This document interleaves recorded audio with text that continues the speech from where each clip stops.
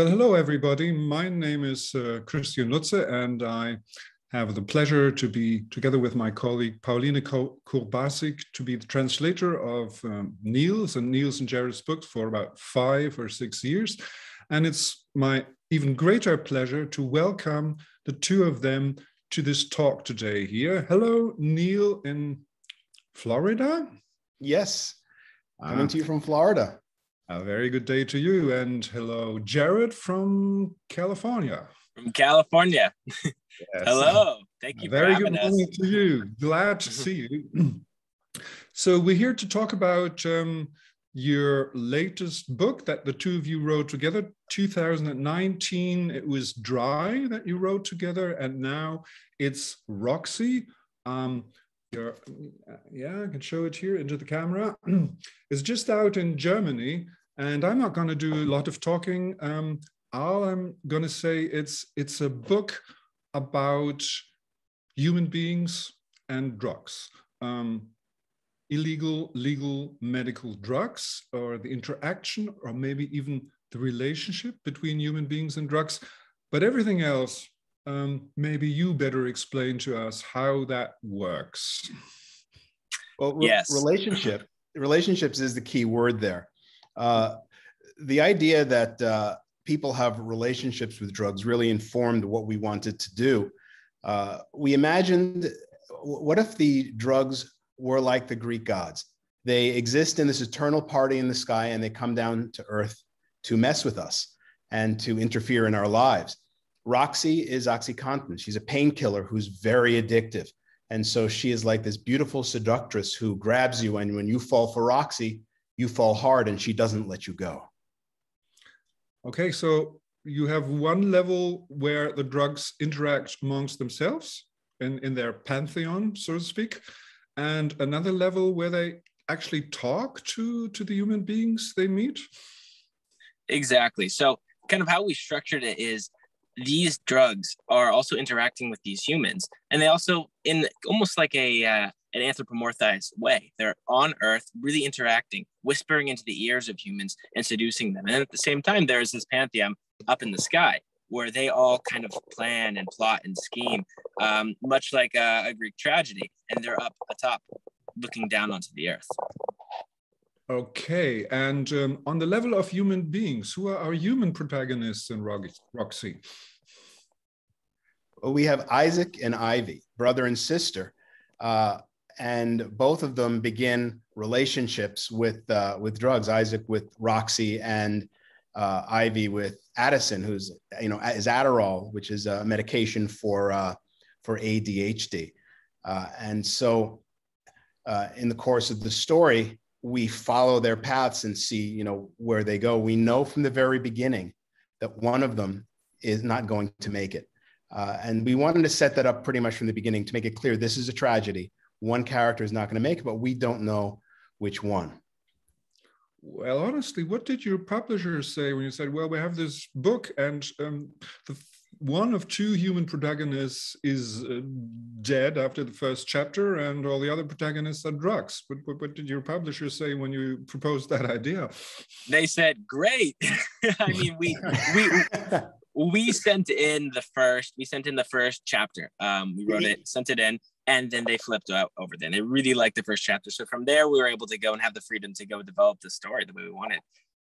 We had other ideas for books that we were going to write, but when we came up with this one, our minds just blew up. I mean, we really got excited about it. And so we sat down and wrote that opening chapter from the point of view of naloxone, which is the drug that they administer to you when you've had an overdose to save your life. And so that naloxone as a character was trying to save the life of a character. And we just sent, without even talking about the rest of the book, we sent that one chapter to our publisher. And our publisher in the US, he flipped over and he said, tell me about the story. Tell me where it's going. So we got him hooked. And then we sort of painted for him the idea of what we wanted the story to do. Did you know where you wanted to be going? Yes and no. I mean, there's so much of we know we have the general idea of where we want to go.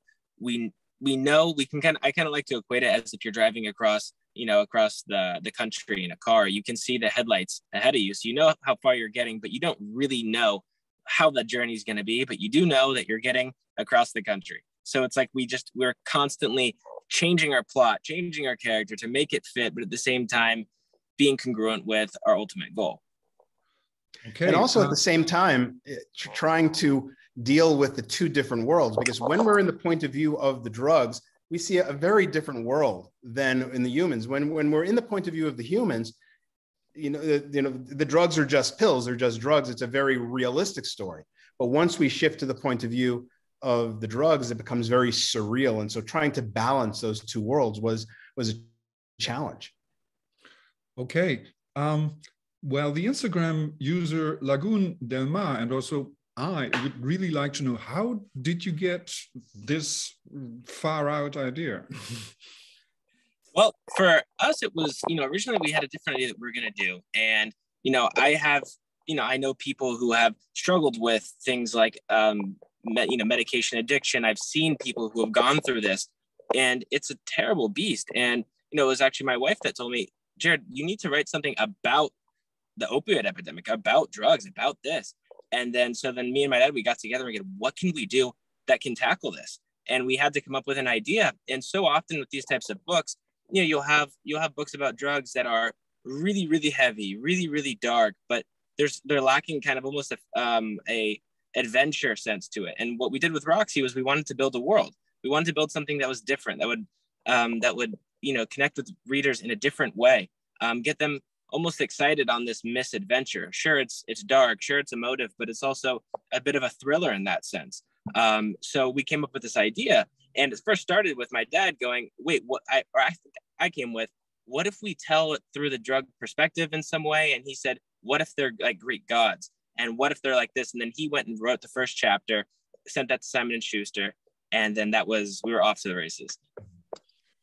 So how did you go about it to divide? Did you sort of divide up the drugs between the two of you when you were writing? You say, I'll do cocaine and you'll do marijuana, and I'll do... Well, we didn't do cocaine during the writing of the book. But what we decided, which is the same way that we wrote Dry, was if one of us started with a character, then when we move forward with that character, the other one would take over. Once we knew the voice of the different characters, once we knew their voices, either one of us could do it. And so we really, split it up that way. We didn't say, oh, you're just going to do this character and I'm going to do this character.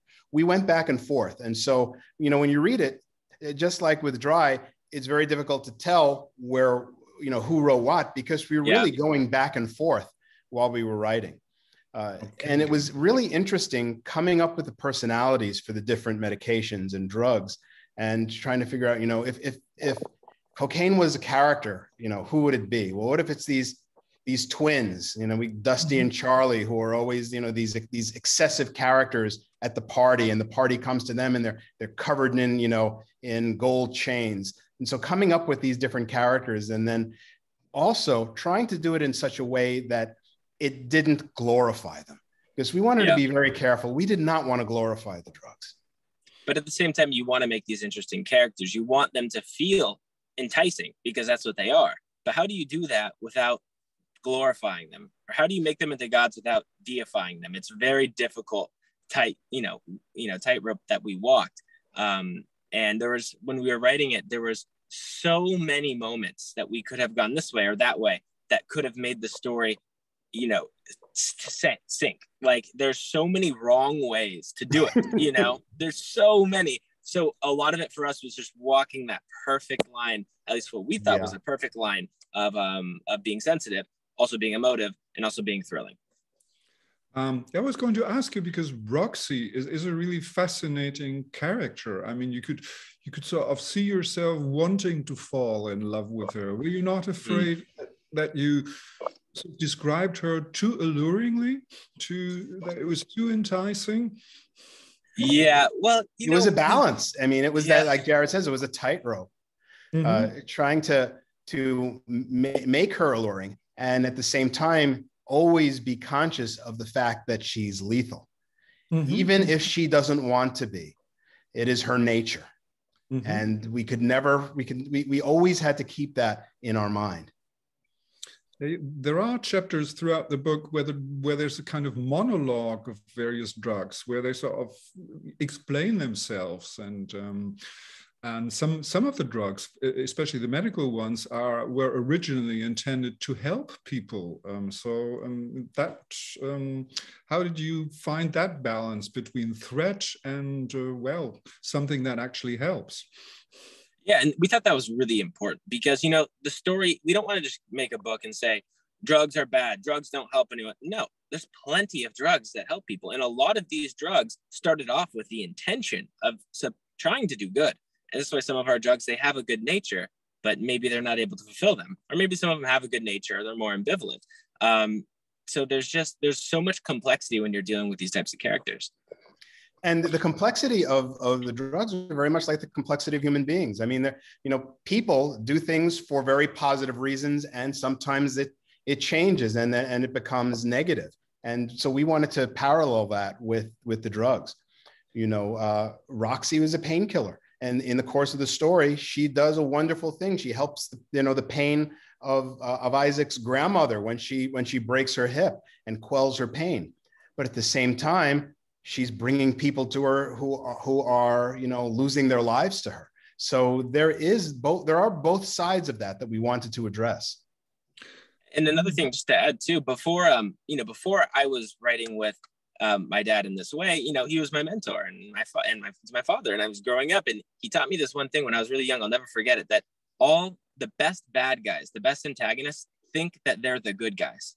They think that they're the protagonists of their story. So that's really what we put to life in these pages with Roxy, and all of them. They all believe that they're doing the right thing by themselves for their world.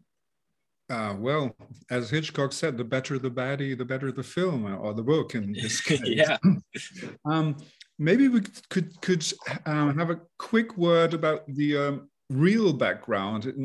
It's not as if in Germany addiction to painkillers is completely unknown, but maybe people here are not quite aware of the scale of the so-called opioid crisis. Maybe you can say 2 or 3 sentences about that. I read up that President Trump, long before COVID, declared the national health emergency because something like 90,000 people died of this drugs. Is that true? Yes. Now it's over 100,000 in a year since the pandemic. It's gotten so bad. It's such a terrible issue that we have. And a lot of it starts with, the medical industry and people not, whether it be doctors or just the system itself or patients, companies not acting responsibly when it comes to prescribing these medications. And they're getting overprescribed. And the problem is a lot of people go to these medications and they realize they can go to harder things on the street that are 10 times cheaper. And the gateway ends up becoming the doctor. The doctor, or through the medical industry, starts to become this gateway into these harder drugs. And that's a problem. And also they were sold to be, the idea was that they weren't going to be addictive. I mean, OxyContin the big claim was that this wasn't addictive. It was more addictive than anything. And the people who are becoming addicted aren't the people that you think. There is, when you think of the idea of, a drug addict, it's, that's not what we're seeing. We're seeing, people in all walks of life, housewives and people who are working in factories who just needed something for the pain, find themselves addicted. And when they can't get the medication anymore because the insurance won't pay for it, they end up going to get heroin because it's the only thing that they can do to satisfy this addiction now. And so that's a big part of the problem. And the big pharmaceutical companies created that in this country. And when we wrote Roxy, we thought, we want to tell the story of these 2 teenagers, and they could be you. Either of them could be you, or they could be your sister, they could be your brother, they could be your uncle, your grandfather. All these are all really normal people in normal situations. Somebody who was prescribed medication for her ADHD and problems that she had. And then you have Isaac, who's somebody who got onto it because of a medical injury that he has. And we'll learn, exactly the path that he takes once you read the book. So heroin addicts are no longer in the Lower East Side of New York or wherever, but they're spread throughout small town America. Yes. Yep. So it's no longer the creepy person hanging out at the corner.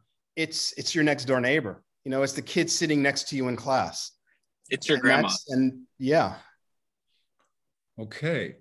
And is this problem still going on, or has there something been done to sort of stop this? They're working on it. I mean, they are, you know, it's harder to get these prescriptions. But it's one of those situations where the damage has already been done. And so moving back from it is very difficult. So I don't know what the statistics are right now as to whether or not it's improving after the pandemic, but it's a problem that was out of control that they're just beginning to try to rein in. And, you know, for lack of better words, there really is a half-life on these things, because, for example, if somebody gets hooked to heroin or any of these drugs, you know, you become an addict for life. So these are people who are still living, and in 50 years, they will still be living with this. So the problem is systemic and takes a lot of time to fix.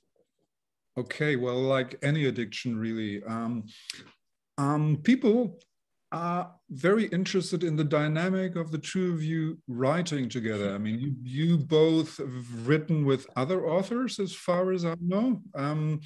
Is it special to write together as father and son, or is it just the same like any other collaboration? No, of course it's special. It's you know, it's really, what makes it really unique is, I mean, the many reasons, but one thing is because my dad was my mentor and I grew as a writer, you know, through him and with him. A lot of what we do is pretty, I feel is pretty seamless. I'll write something and he'll say, great, change some things. And then he'll add to it and write something else. And I'll say, great, change some things, add to it, we'll write something else. We can write incredibly fast, incredibly efficiently. And we're really on the same wavelength. Just really, there's just real great cohesion between the way that we write. And it's a real bonding experience. I mean, you know, sitting and writing together is fun. And, and, you know, I mean, Jarrod has a huge amount of talent, and being able to work with him as a collaborator, it's just great to, you know, to watch his talent bloom and have, you know, grown from the time that he was young to being able to hold his own in a novel and really work equally with me. It's really great. Well, the result is by all means fantastic. I mean, it's a great book that really gets to you in a very special way. Still, for instance, Instagram user Heartbeat for Books, she had the question, what happens, or does that happen at all, if you disagree on something? If you write something and Jarrod says, well, I don't like this, or the other way around, does that happen at all? Or Yeah, that happens. And those are the best moments, in my opinion, because those are moments where we know we're doing something better than we would have done alone. Whenever we both say no, or one person says, no, I don't like this, then we go, how do we get to a place where we're both saying yes? So it's not, let's make my way work. It's not, I'm going to argue this. It's, okay, let's find something that we both like. And whenever we do, it is able to get through both of our brains. And we believe that more people will then be able to accept it because it's got past both of us. And those are really great ways that we solve those conflicts. I mean, we approach the conflicts from the point of view that the total is greater than the sum of the parts. So if one of us doesn't like something, we know that by working it through, we're going to come up with something better than either of us had. And by knowing that, and by, you know, reaching for that goal, we always manage to achieve that moment where we came up with something and we sit back and say, yeah, I'm glad you fought me on that. This is so much better than what was there to begin with. Yeah, I suppose it makes writing a little less lonely also, huh? Yeah, it does. Very much so. Writing can be very solitary, spending all that time in your head by yourself. Yeah, I imagine. Well, as a translator, it's a little bit the same. Coming back to the book, did any of you have a favorite drug to write that was most fun to write? Interesting. Dad, do you have an answer for this one? I mean, I really enjoyed the interstitials, the interludes of the characters. I particularly liked Lucy, writing Lucy, and also Mary Jane, which were LSD and marijuana.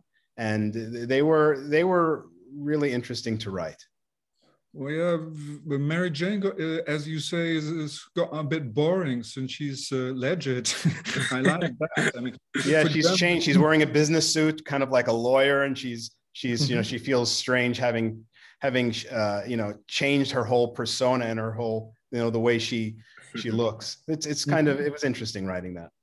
For me, it was definitely writing Roxy. It was just the fact that we were able to go so deep into that character. That always gets me, and the fact that we're able to do a kind of this romance, but it's this dark romance, and you know that she's sucking the life out of him, you know. So it was so complex. It was my favorite part to write. Yeah, and she doesn't even know it. She thinks that she's helping him. She believes in her heart of heart that she is helping him, and only from the outside do we see what's really going on, which is, you know, very human.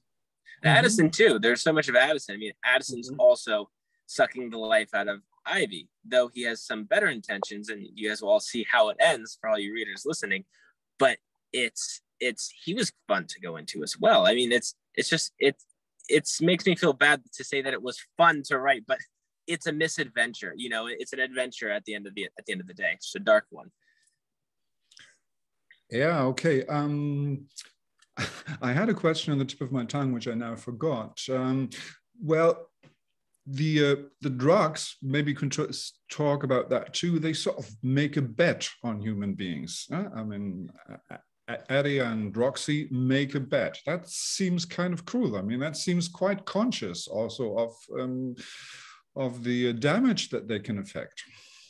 And we took that pretty much right out of the Greek gods, because they were doing that all the time. They were always making wagers on what they could do to humans. And our editor really wanted us to build up that idea of that competition. The Greek gods were cruel. I mean, there's a lot of cruel stories and a lot of scary stuff. I mean, some of the first horror stories were ever written, and they were within the Greek. Mainly they go down to Earth to seduce somebody, as far as I remember, isn't it? Well, so that's like so it does relate to, you know, to the drugs in this story. The book's been out in America for 4, 5, 6 months. How is the general reception in the US? It's been very positive. We have actually, we have a lot of clinicians, a lot of people who are working with drug addiction and recovery, who are talking about how this is a book that they can give to students, they can give to parents. That, you know, this, I just had one nurse who works in a recovery center tell me the other day that she was just in a room with Isaac and Ivy's parents, and she had a copy of Roxy and gave it to them and said, you have to read this book, because you will understand, you will relate, you will see what your son is going through. And to know that the people who are in professions that are actually dealing with this are taking the book to heart means a lot. Yeah, but I suppose it's a very realistic take on drugs, which also, you know, sees the positive or the alluring side, and which is not boringly pedagogical or something, but it's real. I suppose that is appealing to people. And we wanted to do it in a real way and also through the perspective of a teenager, you know, because these, you know, we love writing young adult, because, you know, it's, you know, people who are older, like me or you, is just, we're set in our ways, right? We're more set, and we go, the world is this way, and we have our ideas. But people who are younger can still be molded. They can still change their opinions, I think, in a more fluid way than I can. So it's great to be able to write to people and to write to an age group that is malleable, that is ready to grow, that is still growing into who they are. Okay, well, I hope your book is going to do, first of all, it's going to find millions of readers, because everyone should read this fantastic book. And also, I hope it's going to do a lot of good in the way that people understand how dangerous and how destructive drugs really are, no matter what they seem at first.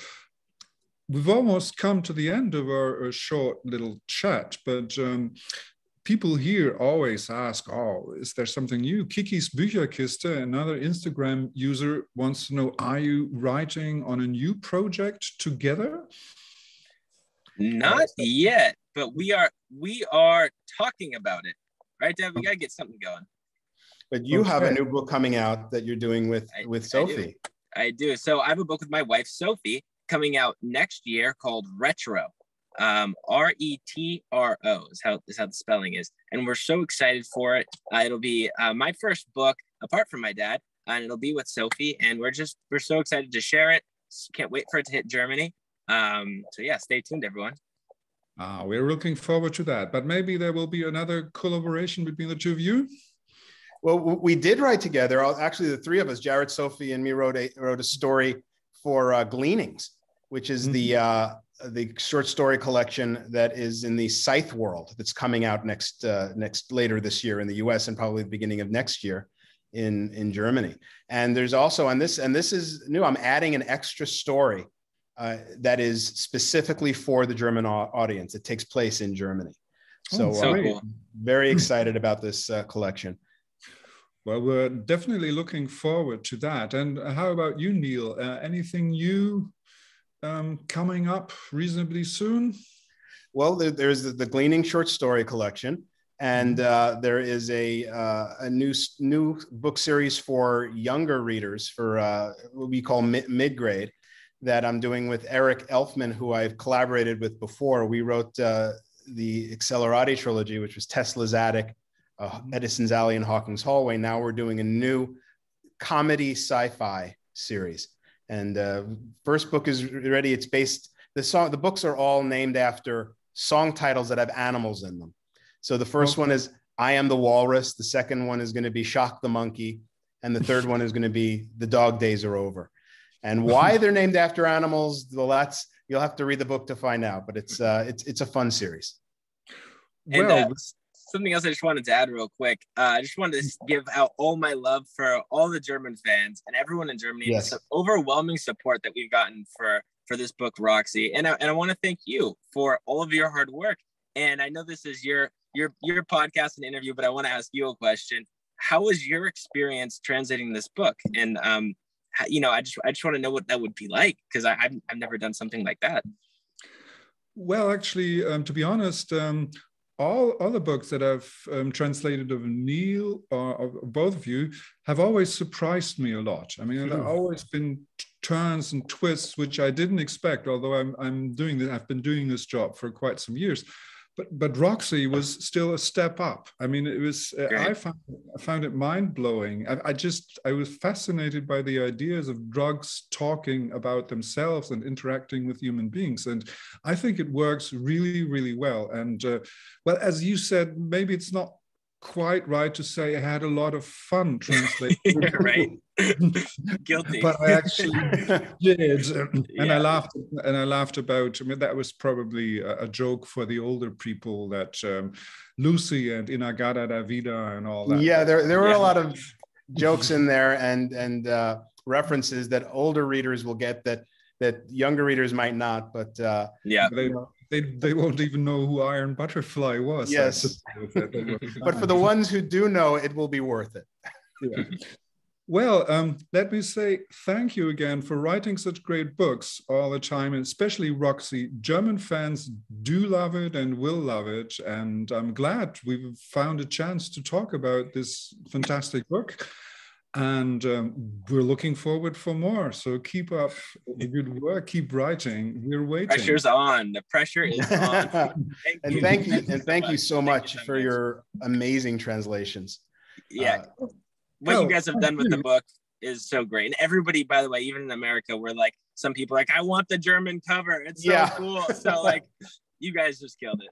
Yeah, the German cover is very cool. It's really cool. With this, also the family tree of the drugs in the inside sleeve and all that. Whoever hasn't read the book should do so immediately or very, very soon. I hope we get a chance to actually meet each other in Germany at some point soon. And until then, yeah, keep up your fantastic work because we love it. Thank you. Look forward to the next visit to Germany. Okay. Thank you so much. Thank you. Bye. Bye-bye. Thank you. Bye.